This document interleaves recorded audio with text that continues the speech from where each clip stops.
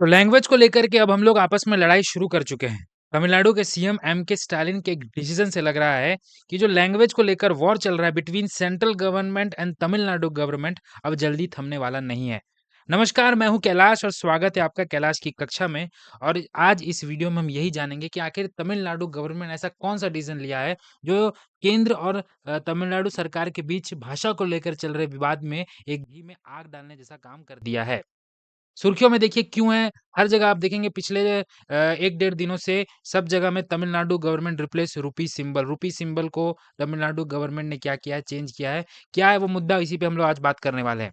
तो देखिए जो एनईपी है, नेशनल एजुकेशन पॉलिसी, और जो ट्राई लैंग्वेज पॉलिसी है, इसको लेकर के तमिलनाडु और केंद्र सरकार के बीच विवाद चल रहा है पिछले 1 महीने से। और इस विवाद के बीच तमिलनाडु की जो स्टालिन सरकार है, उसने राज्य के बजट से सिंबल, जो ये जो रुपए का जो सिंबल है, इस रुपए का सिंबल को बदल करके तमिल भाषा में कर दिया है। कौन-सा भाषा? ये वाले सिंबल को कर दिया, ये वाला जो सिंबल दिख रहा है, जो पहले ये था सिंबल, सब जगह यूज़ होता था, लेकिन तमिलनाडु की जो स्टेट गवर्नमेंट है, उसने अपने बजट में इस सिंबल को लगाया है।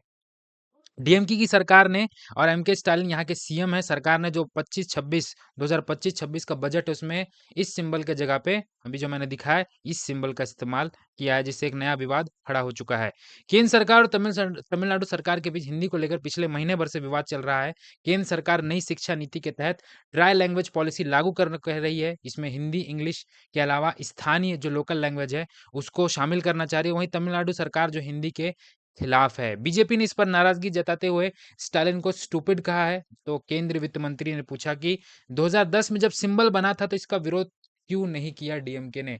सारी चीजों को देखेंगे आगे इस वीडियो में। ये देखिए पिछला जो 2024 में जो आया था, 24-25 में जो बजट आया था, उस बजट में ये सिंबल यूज किया था। रुपी का सिंबल है ये हम सब जानते हैं। और अभी जो आया है वो ये इस सिंबल को इस्तेमाल किया, ये तमिल का रुपी है, लेकिन इसके जगह इसको चेंज किया गया। यहीं से विवाद शुरू हो चुका है।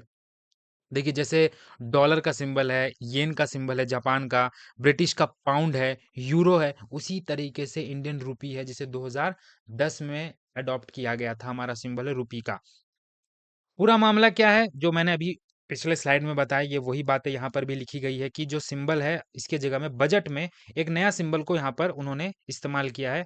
ये वाला सिंबल को उन्होंने इस्तेमाल किया और यहीं से विवाद जो है वो पूरा शुरू हुआ है।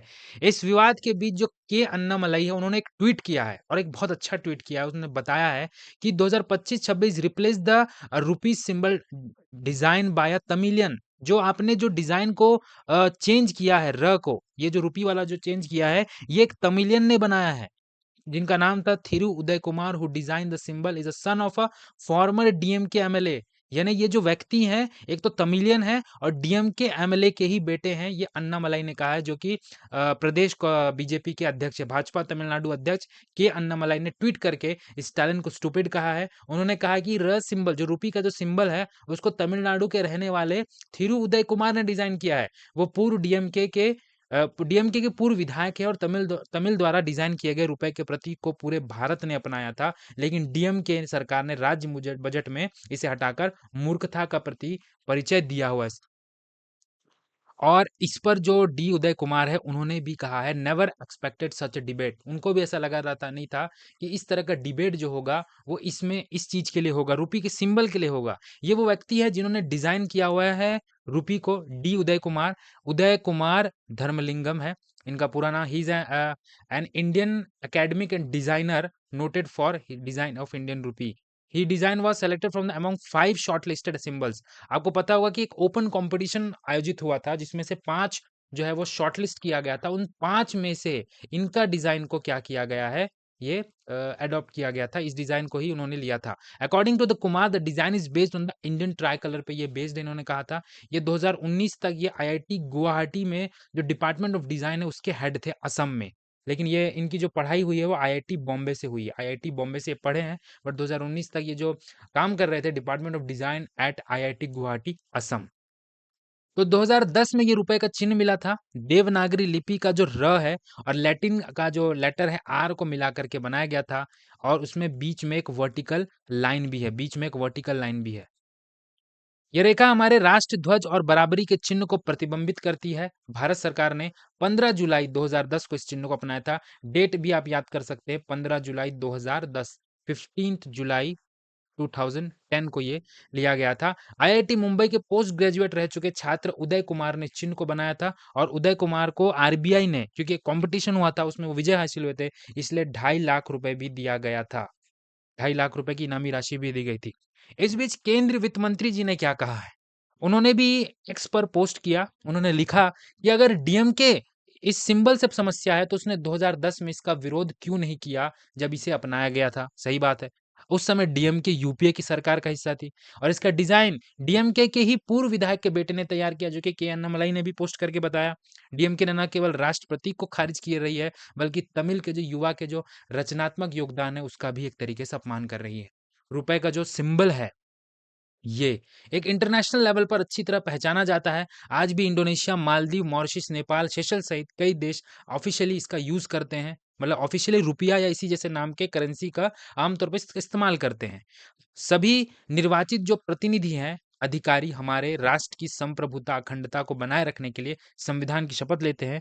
राज्य के बजट में र जैसे जो सिंबल है, जैसे राष्ट्र प्रतीक को हटाना उस शपथ के खिलाफ है और भारतीय एकता को कमजोर करता है और क्षेत्रीय गौरव के बहाने अलगाववाद का बढ़ावा देता है। ये बातें कही हैं वित्त मंत्री निर्मला सीतारमण जी ने। संसद में भी जो ट्राई लैंग्वेज वॉर है, वो मुद्दा उठ चुका है। तमिलनाडु में इस वक़्त ट्राई लैंग्वेज लेकर को विवाद जारी है, पिछले 1 महीने से। केंद्रीय जो मुख्यमंत्री हैं एम के स्टालिन और केंद्र के बीच शिक्षा नीति पर तकरार जारी है और इसको लेकर के संसद के बजट में भी इसमें काफ़ी हंगामा हुआ है। संसद बजट का जो पहला दिन था, बजट सत्र था, उसमें डीएमके के जो सांसद हैं, वो नई जो शिक्षा नीति है, एनईपी जो है नेशनल एजुकेशन पॉलिसी, उसका विरोध कर रहे थे। शिक्षा मंत्री और सरकार के खिलाफ लगातार प्रदर्शन कर रहे थे। यहाँ तक कि जो शिक्षा मंत्री हैं, एजुकेशन मिनिस्टर धर्मेंद्र प्रधान के करीब जाकर के भी नारेबाज़ी कर रहे थे। तारीख थी 18 फरवरी, उदयनिधि बोले, केंद्र लैंग्वेज वॉर शुरू ना करे। चेन्नई में डीएमके की रैली में जो डिप्टी सीएम है उदयनिधि स्टालिन ने, उन्होंने कहा कि धर्मेंद्र प्रधान ने खुलेआम धमकी दी है कि फंड तभी जारी किया जाएगा जब हम ट्राई लैंग्वेज फॉर्मूला स्वीकार करेंगे, लेकिन हम आपसे भीख नहीं मांग रहे हैं। जो राज्य हिंदी को स्वीकार करते हैं वे अपनी मातृभाषा खो देते हैं। केंद्र लैंग्वेज वॉर शुरू ना करे। ये जो डिप्टी सीएम है एम के स्टालिन के बेटे हैं उदयनिधि स्टालिन, उन्होंने कहा है कि धर्मेंद्र प्रधान ने तो खुलेआम धमकी दी थी। ये 18 तारीख को उन्होंने कहा था, एक चेन्नई में एक रैली में कहा था कि हमको जो फंड नहीं मिलेगा जब तक हम ट्राई लैंग्वेज फॉर्मूला को नहीं अपनाते हैं। उसके बाद 23 फरवरी को शिक्षा मंत्री ने स्टालिन को लेटर लिखा। ट्राई लैंग्वेज विवाद पर केंद्रीय शिक्षा मंत्री धर्मेंद्र प्रधान ने तमिलनाडु के जो सीएम है एम के स्टालिन को लेटर लिखा। उन्होंने कहा कि जो एनईपी के विरोध की आलोचना की, जो आप विरोध कर रहे हैं उसकी उन्होंने क्रिटिसाइज किया। उन्होंने लिखा कि किसी भी भाषा को थोपने का सवाल ही नहीं है और ये सही है। किसी भी भाषा को थोपा नहीं जा रहा है, लेकिन विदेशी भाषाओं पर अत्यधिक निर्भरता जो है खुद की भाषा को सीमित करता है। एनईपी से ठीक करने का प्रयास कर रहा है। ये उसके जवाब में शिक्षा मंत्री जो हैं धर्मेंद्र प्रधान जी ने कहा। 25 फरवरी के बाद 23 के बाद जब 25 फरवरी को स्टालिन बोले, हम लैंग्वेज वॉर के लिए तैयार हैं। स्टालिन ने कहा, केंद्र हमारे ऊपर हिंदी ना थोपे, अगर जरूरत पड़ी तो राज्य एक और लैंग्वेज वॉर के लिए तैयार है। यानी तमिलनाडु को जो गवर्नमेंट है उनको ऐसा लग रहा है कि जो हिंदी है वो हिंदी हमारे ऊपर थोपने का काम कर रही है केंद्र सरकार, जबकि एनईपी में इसी तरह का किसी भी तरह की अनिवार्यता हिंदी को लाने की नहीं है। उसी पे हम बात करते हैं कि आखिर ये 3 लैंग्वेज फॉर्मूला क्या है? तो देखिए एनईपी 2020 है नेशनल एजुकेशन पॉलिसी 2020। इसके तहत जो स्टूडेंट्स हैं उनको 3 भाषाएं सीखनी है, इसीलिए इसका नाम दिया गया 3 लैंग्वेज फॉर्मूला। लेकिन किसी भी भाषा को अनिवार्य नहीं किया गया है, कंपल्सरी नहीं किया गया है कोई भी लैंग्वेज को कि आपको ये करना होगा। उन्होंने बोला है कि राज्यों और स्कूलों को यह तय करने की आज़ादी है कि कौन सी 3 भाषाएं पढ़ना चाहते हैं। किसी भी भाषा की अनिवार्यता का प्रावधान इनमें नहीं है, क्लियर कट है। उसके बावजूद ये स्टालिन गवर्नमेंट को तो मुझे समझ में नहीं आ रहा कि आखिर किस बात का लेकर के विरोध हो रहा है। देखिए जो प्राइमरी क्लासेस हैं, क्लास 1 से 5 तक, उसमें कहा गया कि पढ़ाई में मातृभाषा या जो लोकल लैंग्वेज है उसको शामिल करने की सिफारिश की गई है। जो मिडिल क्लास है, उसमें क्लास 6 से 10 तक में 3 भाषाओं को पढ़ाना अनिवार्य है। गैर हिंदी भाषा राज्य में अंग्रेजी या कोई एक आधुनिक भाषा जो भारतीय भाषा होगी। यानी गैर हिंदी राज्य मतलब खास तौर पर जो साउथ वाला जो इलाका है, वहाँ पर या तो इंग्लिश या फिर कोई एक जो मॉडर्न इंडियन लैंग्वेज है उसको यूज़ करना होगा। सेकेंडरी सेक्शन यानी कि जो 11वीं और 12वीं में स्कूल चाहे तो विदेशी भाषा भी एज अ ऑप्शनल के तौर पर ले सकेंगे, ले सकते हैं।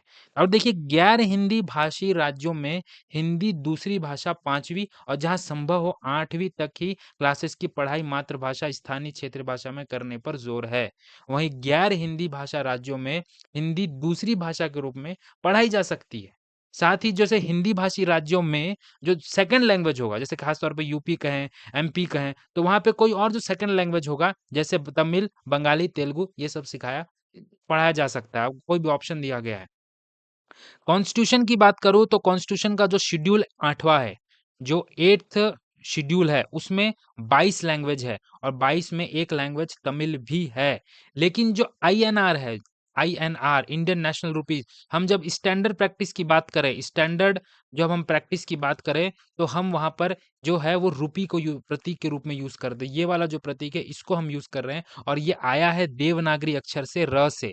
देवनागरी का है ये, र देवनागरी का है। और जो रोमन का लेटर है कैपिटल आर, उसका एक तरीके से मर्जर करके बनाया गया है ये र। स्टैंडर्ड प्रैक्टिस में हम इसी का इस्तेमाल कर रहे हैं देवनागरी के। अब सवाल ये है कि क्या स्टेट गवर्नमेंट इस तरह का काम कर सकती है क्या? क्या बदलाव कर सकती है? क्योंकि देखिए जो रुपए का जो सिंबल है उसमें बदलाव करने का ये पहला केस है। इससे पहले भी किसी भी स्टेट गवर्नमेंट ने ऐसा कदम नहीं उठाया है। हालाँकि केंद्र की तरफ से रुपए के चिन्ह में बदलाव को लेकर कोई क्लियर कट डायरेक्शन नहीं है। ऐसे में हम क्लियर ये नहीं कह सकते कि जो तमिलनाडु जी जो गवर्नमेंट ने जो काम किया है वो एक तरीके से कानून का उल्लंघन किया गया, क्योंकि कोई स्पष्ट निर्देश नहीं है। यदि रुपए के राष्ट्र चिन्ह के रूप में मान्यता मिली होती तो किसी तरह का बदलाव करने का अधिकार सिर्फ केंद्र सरकार के पास होता।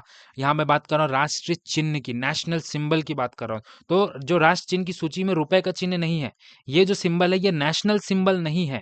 ये वाला चिन्ह जो है नेशनल सिंबल नहीं है। राष्ट्र चिन्ह में बदलाव के संबंध में भारतीय राष्ट्र चिन्ह दुरुपयोग की रोकथाम एक्ट 2005 बना हुआ है। ये एक्ट बना हुआ है। बाद में इस कानून को 2007 में अपडेट भी किया गया है और इस एक्ट के जो सेक्शन 6 क्लॉज 2 क्लॉज एफ में इस बात का भी जिक्र किया गया है कि सरकार जो है वो राष्ट्र प्रतीकों के डिजाइन में बदलाव कर सकती है, यानी जो डिजाइन है उसमें चेंज कर सकता है, ये लिखा गया है। लेकिन ये जो मैं बता दूं ये सिंबल है ये नेशनल सिंबल नहीं है। एक्सपर्ट क्या कहते हैं इस पर देखिए, एक्सपर्ट के अनुसार जरूरत पड़ने पर केंद्र सरकार के पास राष्ट्र चिन्ह में हर वो बदलाव करने की शक्ति है जिसे वो आवश्यक समझती है। केंद्र सरकार को अगर लगता है कि नेशनल सिंबल में कुछ चेंज करना है तो वो चेंज कर सकते हैं। एक्ट के तहत सिर्फ राष्ट्र चिन्ह के सिर्फ डिजाइन में बदलाव किया जा सकता है, पूरा डिजाइन नहीं बदला जा सकता। हालांकि कई एक्सपर्ट का यह भी मानना है कि केंद्र सरकार के पास सिर्फ राष्ट्र प्रतीक के डिजाइन में बदलाव करने की ताकत नहीं है, बल्कि वो पूरा राष्ट्र प्रतीक भी बदल सकता है। कुछ एक्सपर्ट बोलते हैं कि थोड़ा सा चेंज कर सकता है, कुछ एक्सपर्ट बोल रहे हैं कि पूरा नेशनल सिंबल को ही चेंज कर सकता है। इसके पीछे कारण है कि जो भारतीय राष्ट्र चिन्ह है, दुरुपयोग की रोकथाम एक्ट 2005 में ऐसा कोई भी प्रावधान नहीं है जो सरकार को ऐसे बदलाव करने से रोकता हो। इस स्थिति में संबंधित कानून में संशोधन के बाद, यानी जो कानून की बात मैंने किया था, इस कानून में बदलाव करने के बाद, मतलब संशोधन के बाद, अमेंडमेंट के बाद दोनों सदनों में पारित करवाकर ही पूरे नेशनल सिंबल को बदला जा सकता है। तो इस वीडियो में इतना ही था। अब ये जो लैंग्वेज वॉर एक तरीके से शुरू हुआ है, ये और कब तक आगे क्या जाएगा, ये तो आगे ही पता चलेगा। वीडियो अच्छा लगा हो तो लाइक कर दो, अपने दोस्तों तक शेयर कर दो और ऐसे ही इन्फॉर्मेटिव वीडियोस के लिए मेरे चैनल को सब्सक्राइब करना ना भूलें। Thank you so much.